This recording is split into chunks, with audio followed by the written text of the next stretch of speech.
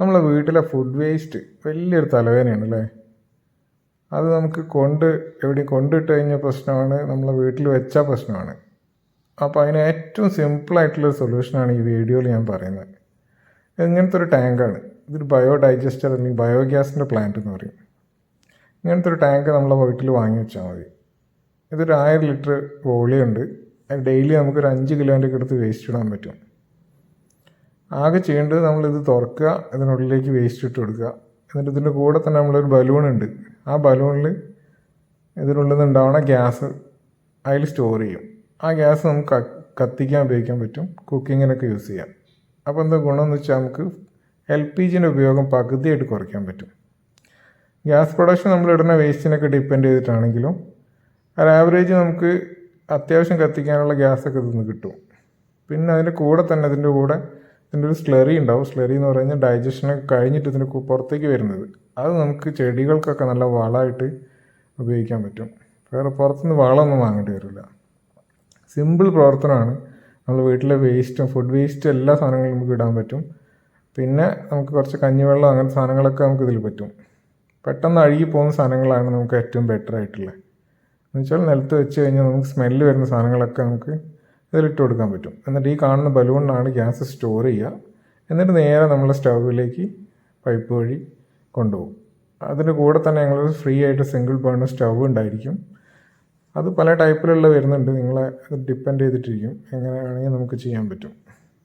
ആദ്യം നമ്മൾ plant fit ചെയ്യുമ്പോൾ തന്നെ നമുക്ക് അതിൻ്റെ കൂടെ ചാണകം ഒഴിക്കണം. ചാണകത്തിലുള്ള ബാക്ടീരിയയാണ് നമ്മൾ ഫുഡ് വേസ്റ്റിനെ ഡൈജഷൻ ചെയ്യുന്നത്.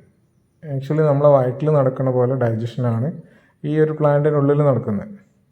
പ്രത്യേകം എന്താണെന്ന് വെച്ചാൽ ഇതിൻ്റെ കൂടെ ഉണ്ടാകുന്ന ഗ്യാസ് നമുക്ക് കുക്കിങ്ങിന് യൂസ് ചെയ്യാൻ പറ്റും. അപ്പോൾ നമ്മളെ പരിസരം ശുചിയായിട്ട് സൂക്ഷിക്കാൻ പറ്റും. അതിന് നമുക്ക് LPG കിട്ടും. പിന്നെ നമുക്ക് മാനുവർ എന്ന് വെച്ചാൽ കൃഷി ചെയ്യാനുള്ള വളം നമുക്ക് ഇതിൽ നിന്ന് കിട്ടും. അതും ഫ്രീ ആയിട്ട്. ഇങ്ങനൊരു പ്രൊഡക്റ്റ് വേറെ നമുക്ക് കാണാൻ പറ്റില്ല. സിമ്പിളാണ്. ഇങ്ങനത്തെ ഒരു ടാങ്ക് മാത്രം നമുക്ക് വീട്ടിലുണ്ടായാൽ മതി. ചെറിയൊരു സ്പേസിൽ വെക്കാൻ പറ്റും. 1000 ലിറ്റർ മുതൽ ഒരു 10000 ലിറ്റർ വരെയുള്ള വലിയ കപ്പാസിറ്റിയുള്ള പ്ലാന്റുകൾ നമ്മളടുത്തുണ്ട്. അപ്പം ഓരോ വീടും അല്ലെങ്കിൽ നിങ്ങളെ സ്ഥാപനത്തിൻ്റെയൊക്കെ വലുപ്പത്തിനനുസരിച്ചാണ് ഈ വേസ്റ്റിൻ്റെ ടാങ്കിൻ്റെ വലുപ്പം ഉണ്ടാവുക. സോ കൂടുതൽ ഡീറ്റെയിൽസ് അറിയണമെങ്കിൽ ഫോൺ നമ്പർ കൊടുക്കുന്നുണ്ട്. നിങ്ങൾ അതിലേക്ക് വാട്സപ്പിൽ ഒരു മെസ്സേജ് അയച്ചാൽ ഇതിൻ്റെ കൂടുതൽ ഡീറ്റെയിൽസ് പറഞ്ഞുതരും.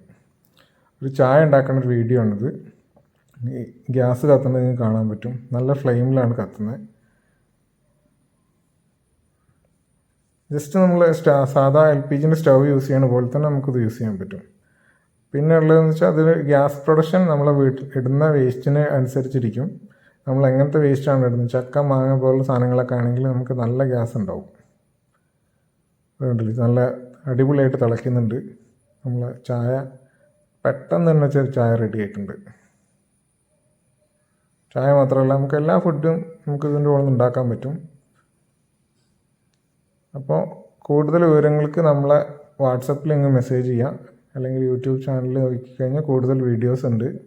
ഇതല്ലാണ്ട് ഞങ്ങളുടെ അടുത്ത് വേസ്റ്റ് മാനേജ് ചെയ്യാനുള്ള പല ടൈപ്പിലുള്ള എക്യുപ്മെൻറ്റ്സ് ഞങ്ങളുടെ കയ്യിലുണ്ട്. ഓക്കെ.